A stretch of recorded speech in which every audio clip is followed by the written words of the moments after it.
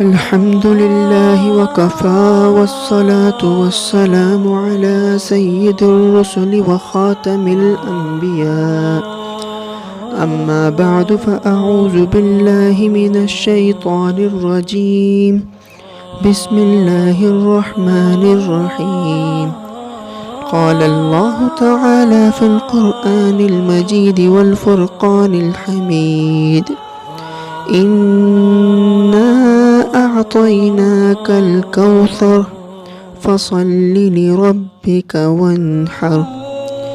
وقال الله تعالى في مقام آخر ولكل أمة جعلنا منسكا ليذكروا اسم الله على ما رزقهم من بهيمة الأنعام. صدق الله العظيم وصدق رسوله النبي الكريم ونحن على ذلك لمن الشاهدين والشاكرين والحمد لله رب العالمين. میرے انتہائی معزز محترم بزرگوں اور دوستوں، اللہ تعالیٰ کو اپنے بندوں سے بہت محبت ہے اور وہ نہیں چاہتا کہ اس کا کوئی بندہ جہنم کا ایندھن بنے. یہی وجہ ہے کہ حدیث رسول اللہ صلی اللہ علیہ وسلم میں وارد ہے کہ اللہ رب العزت اپنے بندوں سے جس طرح ایک ماں کی محبت اپنے بیٹے سے ہوتی ہے، تو اللہ رب العزت اپنے بندے سے ایک ماں سے 70 گنا زیادہ محبت کرتا ہے. تو اللہ رب العزت نہیں چاہتا کہ اس کا کوئی بندہ جہنم کا ایندھن بنے. اسی لیے اس نے انبیاء علیہ السلام کے ذریعے اپنے بندوں کے لیے جنت کے راستے ہموار کیے اور ایسے عظیم اور آسان طریقے اور ذرائع مقرر کیے کہ جنہیں اپنا کر انسان اللہ تعالیٰ کے قریب ہو جاتا ہے، دنیا و آخرت کی ذلت و رسوائی سے محفوظ ہو جاتا ہے اور جنت الفردوس اس کا مقدر بن جاتی ہے. انہی طریقوں میں سے ایک طریقہ رب ذوالجلال نے قربانی کی صورت میں عطا کیا ہے کہ قربانی کرنے سے اللہ رب العزت کا قرب حاصل ہوتا ہے. اس لیے کہ قربانی کرنا یہ قرآن کی نص سے ثابت ہے. سورۃ الکوثر میں اللہ رب العزت فرماتے ہیں انا اعطیناک الکوثر فصل لربک وانحر. اپنے محبوب پیغمبر کو حکم فرما رہے ہیں، ارشاد فرما رہے ہیں کہ آپ اللہ کے راستے میں قربانی کیجئے. اور ظاہر ہے کہ جو بندہ اللہ رب العزت کے حکم کی تعمیل کرتا ہے تو وہ اللہ کے قریب تر ہو جاتا ہے. تو قربانی بھی اللہ رب العزت کا ایک حکم ہے. جب بندہ اس پر عمل کرتا ہے تو اللہ رب العزت کے قریب ہوتا چلا جاتا ہے. اب قربانی کا ثبوت یہ قرآن پاک سے بھی ہے، قربانی کا ثبوت یہ احادیث رسول اللہ صلی اللہ علیہ وسلم سے بھی ہے، قربانی کا ثبوت اجماع سے بھی ہے. اور یہ قربانی صرف امت محمدیہ کو اللہ رب العزت نے عطا نہیں کی، بلکہ نبی کریم صلی اللہ علیہ وسلم کی بعثت سے پہلے بھی اللہ رب العزت نے انبیاء علیہ السلام کو قربانی جیسی عظیم نعمت سے نوازا ہے. قرآن حکیم کی ایک آیت ہے وَلِكُلِّ أُمَّةٍ جَعَلْنَا مَنْسَكًا لِيَذْكُرُوا اسْمَ اللَّهِ عَلَى مَا رَزَقَهُمْ مِنْ بَهِيمَةِ الْأَنْعَامِ کہ ہر امت کے لیے ہم نے قربانی کے طریقے مقرر فرمائے ہیں تاکہ جو چوپائے جانوروں پر اللہ کا نام لے جو اللہ نے انہیں دے رکھے ہیں. اس سے معلوم ہوا کہ قربانی شروع ہی سے ہر امت یعنی ہر قوم پر مقرر کی گئی تھی جب قربانی دینے کے طریقے مختلف تھے۔ قربانی ہر امت کو اللہ رب العزت نے دی، لیکن قربانی کے طریقے مختلف تھے۔ قرآن مجید میں مذکور ہے کہ سب سے پہلے ابو البشر سیدنا آدم علیہ السلام کے 2 بیٹوں نے قربانی دی۔ اللہ رب العزت نے ایک بیٹے کی قربانی قبول کی جبکہ دوسرے بیٹے کی قربانی رد فرما دی۔ یہ سلسلہ یوں ہی چلتا رہا یہاں تک کہ سیدنا ابراہیم علیہ السلام نے اللہ کے حکم سے اپنے پیارے لخت جگر حضرت اسماعیل علیہ السلام کی قربانی اللہ کی راہ میں پیش کر دی، اور اللہ تعالیٰ نے سیدنا ابراہیم علیہ السلام کی اس قربانی کو شرف قبولیت بخشتے ہوئے ان کے بیٹے کی جگہ جنت سے ایک مینڈا بھیج دیا، اور انہوں نے اس مینڈے کو ذبح کر دیا، اور قربانی کا یہ سلسلہ اسی طرح چلتا رہا یہاں تک کہ اللہ تعالیٰ نے اپنے پیارے محبوب محمد صلی اللہ علیہ وسلم کو بھی بذریعہ وحی قربانی کرنے کا حکم دیا اور فرمایا اِنَّا أَعْطَيْنَاكَ الْكَوْثَرَ فَصَلِّ لِرَبِّكَ وَانْحَرْ کہ اے محمد ہم نے آپ کو خیر کثیر عطا فرمائی ہے، لہٰذا آپ اپنے رب کے لیے نماز پڑھیں، فَصَلِّ لِرَبِّكَ وَانْحَرْ، اور قربانی بھی دے۔ تو قربانی کا ثبوت قرآن سے بھی ہے، قربانی کا ثبوت حدیث رسول اللہ صلی اللہ علیہ وسلم سے بھی ہے۔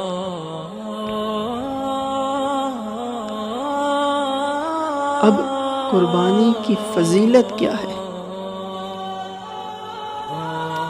تو قربانی خلیل اللہ حضرت ابراہیم علیہ السلام کی سنت ہے۔ ہمارے نبی مکرم حضرت محمد مصطفیٰ صلی اللہ علیہ وسلم بھی اس سنت کا بہت اہتمام کیا کرتے تھے، اور امت کو بھی اس کا اہتمام کرنے کی تاکید فرماتے تھے۔ حدیث رسول اللہ صلی اللہ علیہ وسلم میں آتا ہے کہ جناب نبی کریم صلی اللہ علیہ وسلم نے فرمایا ما عمل آدمی من عمل یوم النحر احب الی اللہ من احراق الدم، ترمذی شریف کی روایت ہے کہ اللہ کے محبوب صلی اللہ علیہ وسلم فرماتے ہیں کہ قربانی کے دن کوئی عمل اللہ کے نزدیک خون بہانے سے زیادہ محبوب نہیں۔ اسی طرح سیدنا ابو ہریرہ رضی اللہ تعالی عنہ کی ایک روایت ہے کہ رسول اللہ صلی اللہ علیہ وسلم نے فرمایا من کان له سعة فلم يزح فلا يقربن مصلانا، ابن ماجہ کی روایت ہے کہ نبی کریم صلی اللہ علیہ وسلم نے فرمایا کہ اگر کوئی انسان قربانی کرنے کی وسعت رکھتا ہے اور اس کے باوجود وہ قربانی نہیں کرتا تو ہماری عیدگاہ کے قریب بھی ایسا شخص نہ آئے۔ ایک اور حدیث میں نبی کریم صلی اللہ علیہ وسلم نے فرمایا یا ایہا الناس ان علی کل اہل بیت فی کل عام اضحیہ، مسند احمد کی روایت ہے کہ نبی کریم صلی اللہ علیہ وسلم نے فرمایا اے لوگو، ہر گھر والوں پر ہر سال اللہ رب العزت نے قربانی کو لازم قرار دیا ہے۔ آج یہ بات عرف عام میں مشہور ہے اور لوگ اس مغالطے میں پڑے ہوئے ہیں کہ اللہ رب العزت نے ہر انسان پر 7 مرتبہ قربانی کرنا لازم قرار دیا ہے۔ یہ بات سننے میں آتی ہے کہ کوئی انسان کہتا ہے کہ میں نے تو پچھلے سال قربانی کی تھی، لہٰذا میری قربانی کا جو فرض تھا وہ میں نے ادا کر دیا، اب مجھ پر قربانی نہیں، جبکہ نبی کریم صلی اللہ علیہ وسلم کی حدیث کہتی ہے یا ایہا الناس ان علی کل اہل بیت فی کل عام اضحیہ، اگر تم صاحب استطاعت ہو، اگر تمہارے اندر قربانی کی شرائط پائی جاتی ہیں، اگر تم اس نصاب کے مالک ہو جو نصاب قربانی کے وجوب کا سبب بنتا ہے تو نبی کریم صلی اللہ علیہ وسلم فرماتے ہیں کہ ہر سال تم پر قربانی کرنا واجب ہے۔ تو قربانی کی یہ چند ایک فضائل میں نے آپ حضرات کے سامنے بیان فرمائے۔ اب ایک اور مسئلہ ہے کہ قربانی کا فلسفہ کیا ہے؟ فلسفہ قربانی کیا ہے؟ تو اس حوالے سے بھی چند ایک باتیں ذہن نشی فرما لیں۔ اللہ تعالیٰ کی عبادت کا اجتماعی طور پر منظر پیدا ہو جاتا ہے جب ہم لوگ قربانی کرتے ہیں۔ پوری دنیا میں عید الاضحیٰ منائی جاتی ہے اور لوگ اللہ کے حکم کی تعمیل کرتے ہوئے جب اللہ کے حضور جانوروں کو قربان کرتے ہیں تو عالم کفر پر اجتماعی طور پر ایک منظر پیدا ہو جاتا ہے کہ یہ مسلمان وہ ہیں جو ایک اللہ کو مانتے ہیں، یہ مسلمان وہ ہیں جو ایک محمد کو مانتے ہیں، یہ مسلمان وہ ہیں جو اپنے اللہ کی ہر بات پر، ہر قول پر، ہر حکم پر لبیک کہتے ہیں۔ اسی طرح مسلمانوں کی اجتماعی قوت نمایاں طور پر ظاہر ہو جاتی ہے۔ اسی طرح جن لوگوں کو سال بھر گوشت دیکھنا تک نصیب نہیں ہوتا انہیں بھی قربانی کے روز وافر مقدار میں گوشت مل جاتا ہے۔ قربانی کا ایک فلسفہ یہ ہے کہ ہم میں سے کتنے ہی لوگ ہیں بے بس، لاچار، غریب کہ جو پورا سال گوشت کو اپنی زبانوں تک نہیں لا سکتے۔ تو جب ہم اللہ کے اس حکم کی تعمیل کرتے ہیں تو اس قربانی کا ایک فلسفہ یہ بھی نکلتا ہے کہ اس قربانی کے ذریعے وہ لوگ بھی گوشت کھا لیتے ہیں کہ جو سال بھر اپنی زبانوں تک گوشت نہیں لا سکتے۔ اسی طرح قربانی کی کھالوں سے غرباء، فقراء اور مساکین وغیرہ کی مالی امداد ہو جاتی ہے۔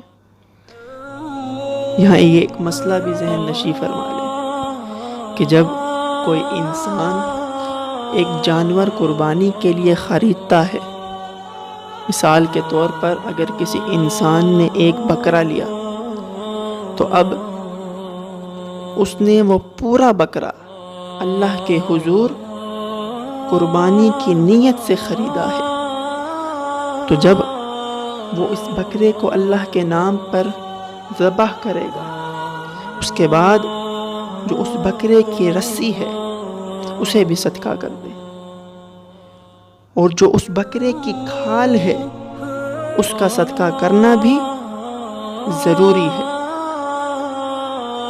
اس کو بھی صدقہ کرے گا، اس لیے کہ اس نے اس پورے جانور کو رب ذوالجلال کی رضا کے لیے قربان کیا ہے۔